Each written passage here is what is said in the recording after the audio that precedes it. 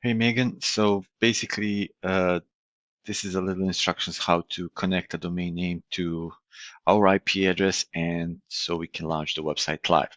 So your domain name is with Wild West Domains, which are the sister company with GoDaddy. So I believe the interface will be pretty the same, pretty similar, maybe just different colors, but I think the procedure to launch the website is the same. So let's pretend this is your domain name, and when you go to the products on the right hand side, there should be a button DNS, or if not, you can click on the actual domain name and then scroll down to where it says manage DNS. But when you click on that DNS, since your domain name is with servers uberto.com, you will not be seeing this uh, page right away. You are going to see just a domain name and this part.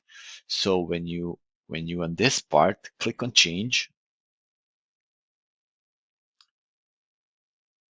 and it's going to ask you for the custom enter my own name servers, which are already Uberto's name servers, and there's also default to GoDaddy. Click on that where it says default to GoDaddy, and it's going to ask you one more time to confirm that you would like to change a name service to default. So please select yes and then change the name service. Once you do that, refresh the page.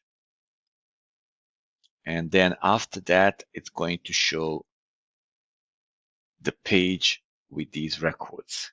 And I believe this will not have IP address. Maybe it's going to say parked or maybe some default IP address. So what needs to be done is to click here and change the IP address to the one that I will send you in an email. Once you do that, click save, and that's the only change you have to do. And make sure that this is connected to this value. So www needs to be pointed to at as a CNAME, but I believe that's by default, so no worries about that.